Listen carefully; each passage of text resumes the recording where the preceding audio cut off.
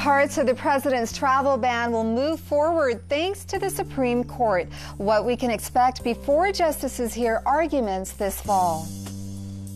And what we found out is that immigration is the least understood issue in America. People have no idea. And by the way, it's not just conservatives, it's progressives. On the move, the motivation for an award-winning journalist who continues to share his experience as an undocumented immigrant. The first time I came here, the city gave me joy. I was smiling for the whole day because the energy that is around the city is special. Just kicking it in San Diego, the game plan to bring professional soccer to North County. KPBS Evening Edition starts right now.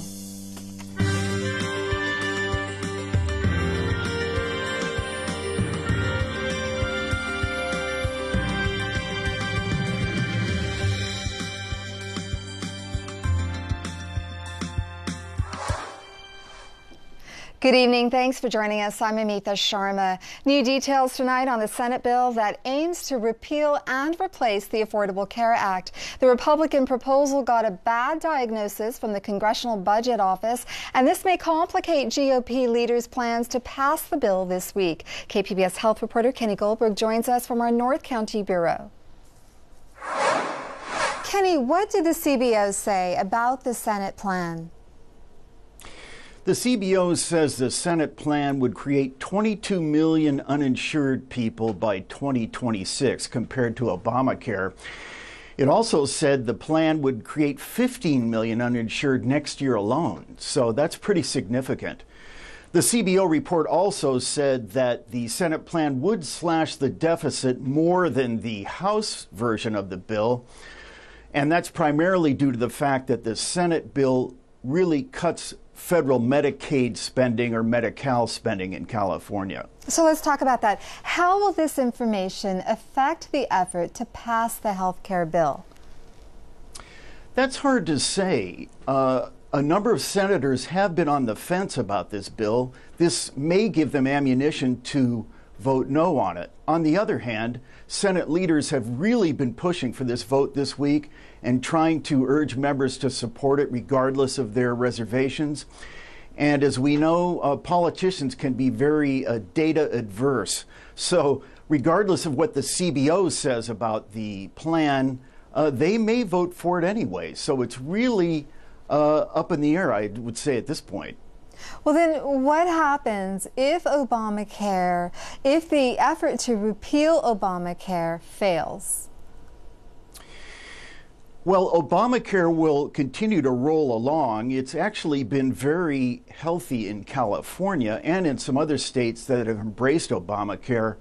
However, large insurers have pulled out of some markets in some states like Ohio and Indiana.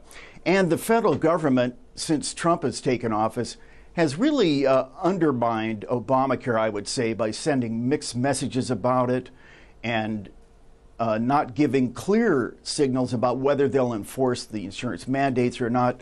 So Obamacare will continue. However, it will be, I think, a little bit diminished. KPBS health reporter Kenny Goldberg, thank you. Thank you. Another plan to push a single-payer health care system in California stalled in the Assembly. Assembly Speaker Anthony Rendon says he is pausing the advance of the measure until lawmakers work out details on how to pay for it. In a press release, Rendon says he supports the single-payer concept, but called the measure that the Senate passed 3 weeks ago woefully incomplete. State Senator Tony Atkins was one of the authors of Senate Bill 562.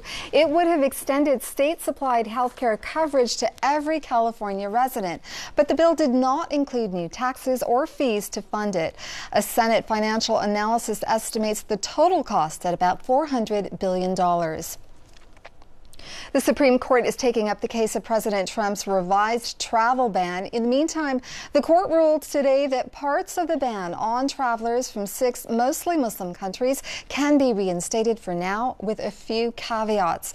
President Trump tweeted that he is grateful for the ruling, but some immigration experts say today's ruling limits the president's ban significantly and won't affect too many people.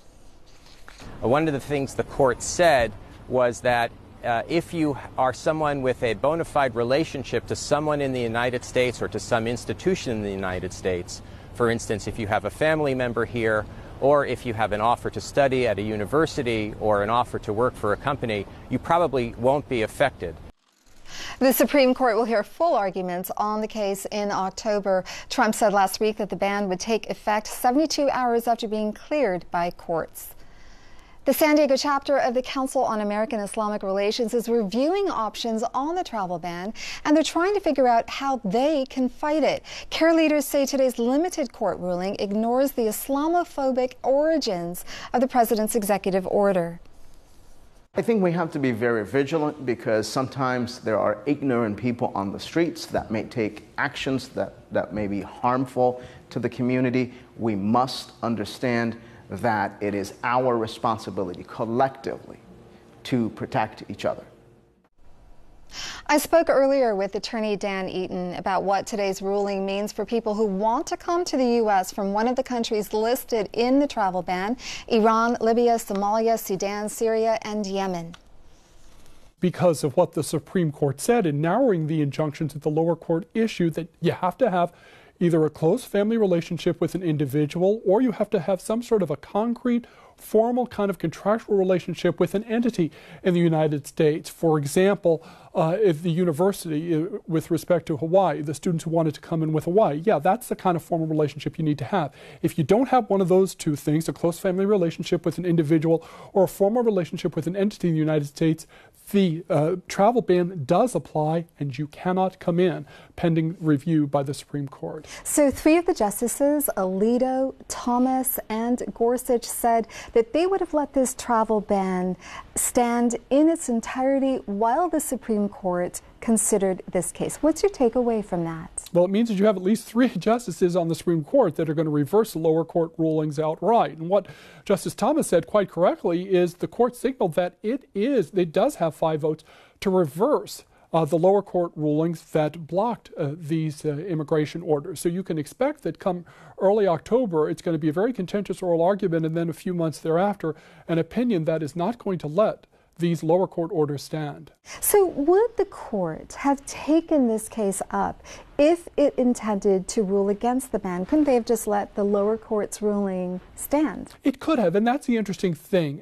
because of what you just said. Because by saying that we're not only going to accept review, but we're also going to narrow the injunction, they're saying, well, first of all, there are at least 4 votes because they accepted review, and secondly, they're saying it is likely that Mr. Trump and his administration will prevail on the merits on this, meaning that it is likely, said Justice Thomas quite correctly, that these injunctions are going to be reversed and the travel ban is going to be reinstated. The question is how long, because one of the issues the Supreme Court asked the parties to address is whether this whole thing is just moot or beside the point, because the travel ban, of course, was supposed to expire with respect to those 6 countries this month, and this, of course, won't be heard until sometime in October, and whether that's going to be it's going to be too late. Right, so the ban asked for the delay so it could see whether there were any problems, any issues in the vetting. Have any issues been identified? Well, not that I know of, and that's certainly what the Ninth Circuit's ruling focused on with respect to upholding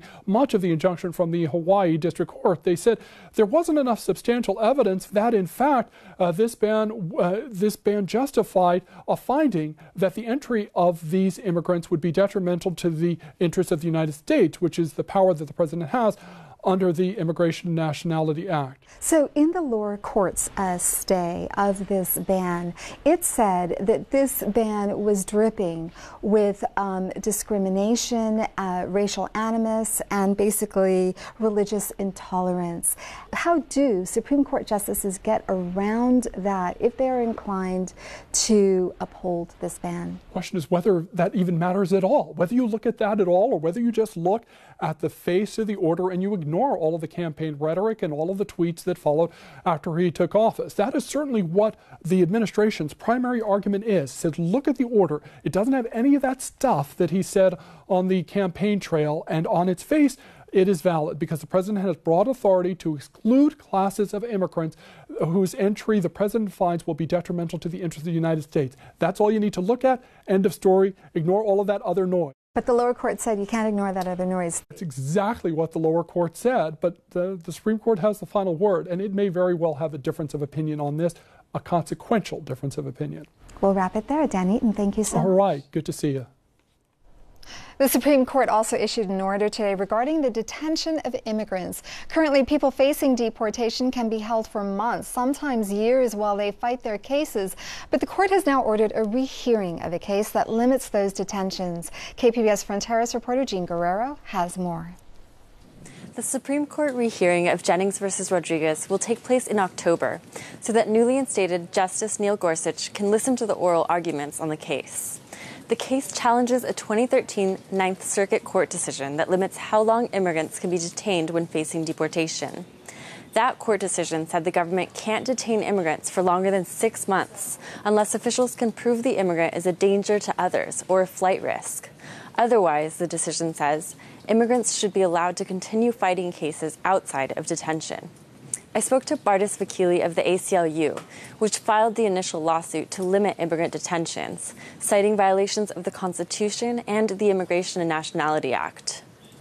Freedom can only be deprived in limited circumstances with strong due process protections, such as bond hearings every 6 months. And so as a practical matter, people in our community, immigrants who are part of the fabric of our community, deserve the right to be with their families while they fight their cases. Vakili emphasized that just because someone is released from detention doesn't mean they get to stay in the country indefinitely, only that they can continue fighting their case while in touch with their families. For now, immigrants will continue to have a right to a bond hearing every 6 months. A Supreme Court decision is expected to come this winter. According to the ACLU, it could affect more than 1,600 immigrants currently detained in San Diego and Imperial counties. Jean Guerrero, KPBS News. The Sweetwater Union High School District is expected to approve its budget of more than $450 million tonight. The district has largely averted cuts, but KPBS education reporter Megan Burks says its adult program will have to serve 1,000 fewer students next year. Sweetwater Adult School is cutting its classes by 10%. Its courses include parenting, English language, and career technical courses. The budget gap reflects years of flat state funding for adult education and rising pension costs. It's like a slow strangulation of the program. Everything costs more, but we don't have any more money to pay for it. So, one by one, we're having to cut classes to be able to pay the bills. Sweetwater Union has used its general fund to backfill some of the need, and it's expected to do the same this year. Burke said without the district's help, a quarter of classes would have to go. Megan Burks, KPBS News. Governor Jerry Brown's project to build 2 massive water tunnels was given a stamp of approval today by the federal government. Representatives with the U.S. Fish and Wildlife and the National Marine Fisheries Services assessed the proposed project and found it would not threaten any fish or migrating bird species. One of the big issues that we've seen with the operation of the pumping facilities in the South Delta in the past, both the state and federal agencies manage these pumping facilities, is fish can be what we call entrained. They can be pulled into the pumping facilities where they can be killed. So by definition, the water fix is helping to reroute that water away from those pumps, and we'll see a decrease in fish entrainment. The $16 billion Delta Tunnel project aims to bring more water from the Sacramento-San Joaquin Delta to Southern California. Opponents of the project say it's too expensive. Coming up on PBS NewsHour, a recent report reveals women are less likely to hold high positions. Businessman Warren Buffett blames American history. I mean, we said all men are created equal in 1776, and then we proceeded to act like women were entitled to be secretaries or nurses or maybe teachers. And so we took 50% of our talent and put them on the sidelines in this country. And why the UK's Prime Minister is forging relationships with other parties in Parliament. That's tonight on PBS NewsHour, starting at 7 o'clock right here on KPBS. Professional soccer is heading to San Diego, and it doesn't need the Qualcomm site in Mission Valley. The North American Soccer League officially announced that an expansion franchise will begin play in San Diego next year. The game plan is to build a privately financed stadium in North County. KPBS's Deb Welsh has more on the league plans for expansion. We have been waiting for this moment for the last 2-3 years. The franchise will play at the University of San Diego's Toreros Stadium until the new facility is completed. Team officials, meantime, say they're scouting potential locations. The North American Soccer League includes 8 franchises that play between April and November. Bicycle kick! It's a notch below Major League Soccer, which is also considering San Diego for an expansion franchise. Teams are currently based in Edmonton, Canada, Indianapolis, Jacksonville, Miami, New York, Cary, North Carolina, Puerto Rico, and San Francisco. Another expansion franchise in Fullerton is expected to join next season. Deb Welsh, KPBS News. Round 2, another heat wave whipped through the San Diego County today. The National Weather Service issued an excessive heat warning for desert areas and cautioned people living near valleys and mountains. Still, cyclists in Imperial Beach braved the hot wind and low humidity. The National Weather Service also just issued a red flag fire warning for East County. A combination of high temperatures, low humidity, and strong winds have created critical fire weather conditions. Regina Miller has the forecast. Looking across the area over the last 6 hours, you can see there's not really anything to speak of as in the form of any rain shower activity. We're staying warm, we're staying dry, but we're going to have that heat easing up just a little bit. Tonight we'll be at 64 degrees with some fog developing again late.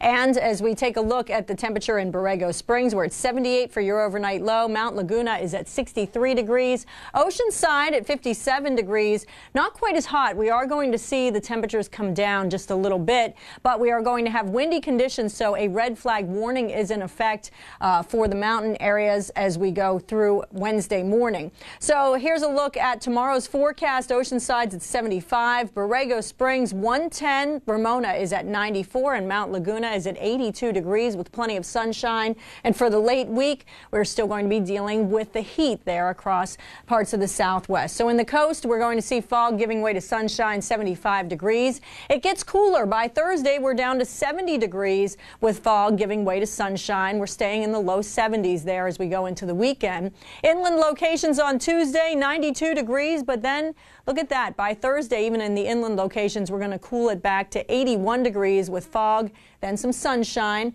We'll warm back up to 84 by Saturday. In the mountain locations, sunshine and breezy on your Tuesday. And because it is going to be windy, 35 to 45 miles per hour wind gusts are possible. So that means we do have that red flag warning in effect in the mountain and desert areas until 1 a.m. on Wednesday. Desert locations, you're at 110 on Tuesday. By Thursday, we're down to 106. Plenty of sunshine, though. Sunny and very warm for Friday. We'll be at 108 degrees.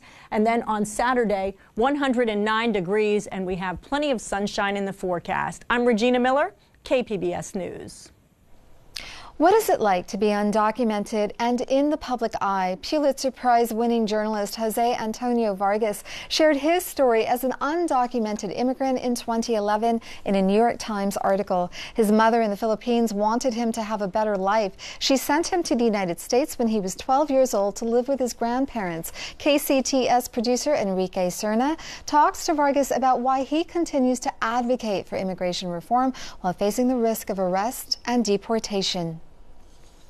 If I were to describe you, and it's actually I have described to others and how I was going to come and do this interview with you, I would say that you are probably the most recognizable and visible undocumented immigrant in America today. Yeah. That's been my choice.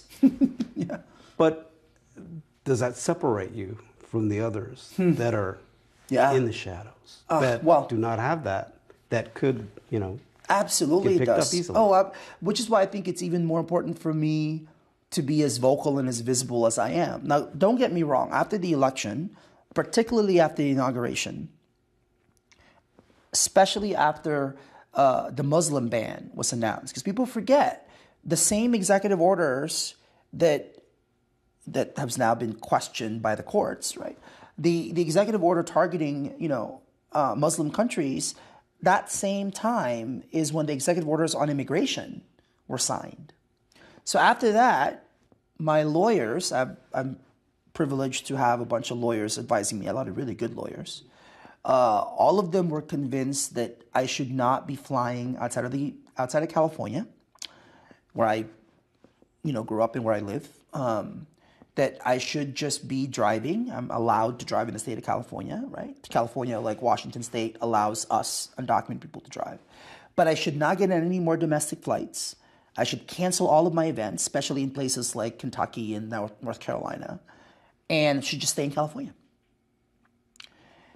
And a few of them said this enough that I actually considered it. But to your point, this is why it's important for me to be visible and to be vocal and to be transparent, because I have the privileges that I do have, because I have the resources that I'm proud to be an undocumented person that can have a nonprofit organization that employs 15 people and have a startup that has produced and will continue to produce documentary specials. Like I'm creating jobs. I'm contributing to this country. I'm proud of that. These are uncertain times, even more so with the Trump administration bringing its crackdown. The most anti-immigrant administration we've ever seen. And not just going after the bad hombres, but now really going after anybody that is undocumented, that is good or bad. I think, let's remember though, what we're seeing right now with the Trump administration is something that started with the Clinton administration. Both Republicans and Democrats are responsible for the state of where immigration in this country is now as it relates to undocumented people. It started with Bill Clinton criminalizing immigrants back in the mid-90s.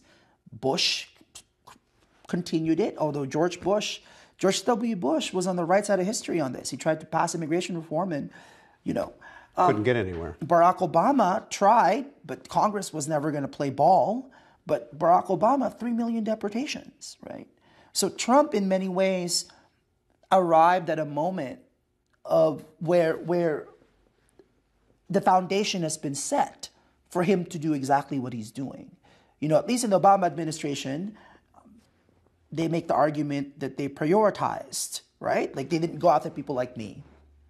But with the Trump administration, what we have is utter chaos, right? What we have is confusion, chaos, and just, I don't really even have the right words to explain the fear of it. What is your plan then, if you were arrested and detained? Well, the plan is to call my lawyer right away, just to calm my family down and tell them it's going to be okay. Daniel Ramirez, right, from this area was detained in Tacoma, 46 days? So I just had to mentally prepare myself for what that could look like. I've been detained before. It was only 8 hours. I got in. They released me 8 hours later. So this time around, I don't think I'm going to get out after 8 hours. I think I'll be there a lot longer. Why do you think you have not been? I don't know. Actually, I made a film. Define American made a film called Documented. It aired on CNN. It's on iTunes now if you want to check it out. In the film, I actually called ICE myself. I haven't heard from you. Are you going to deport me? Why? Why not? And the woman on the line was like, oh, I know who you are. I'm like, oh, okay. And then she put me on hold. She got back on the line and she said, why are you calling us? And I said, well, I haven't heard from you.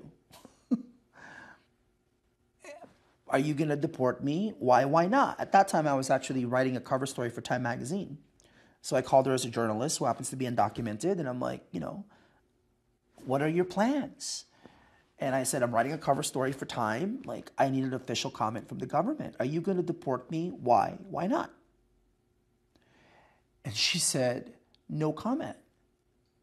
We don't comment on individual cases. You can see the rest of this interview with Jose Antonio Vargas on kcts9.org.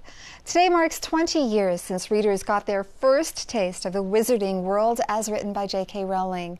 Fans of the Harry Potter series gathered at Platform 9 3/4 at King's Cross Station today to honor the boy wizard. It got me into reading. I think it was the first book that I ever read. and it's also very comforting to come back to Harry Potter in any time, in harder times of my life as well. What child doesn't want to believe in magic? So yeah, and now actually I get to pass it on to my son, so family bonding time pretty much.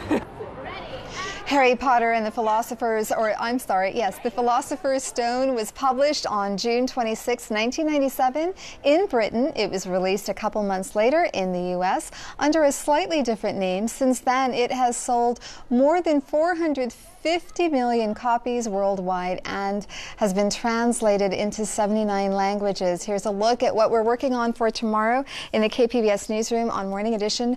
Border businesses bitter over a new deal for sugar trade. Why this may be good news for one alternative sweetener company from Phoenix. And on Midday Edition, a legendary name in American pop music heads to San Diego. Herb Alpert chats about his career and his upcoming performance with the San Diego Symphony's Bayside Summer Nights. That's tomorrow on KPBS Radio. You can find tonight's stories on our website, kpbs.org/evening edition. Thank you for joining us. Have a great evening.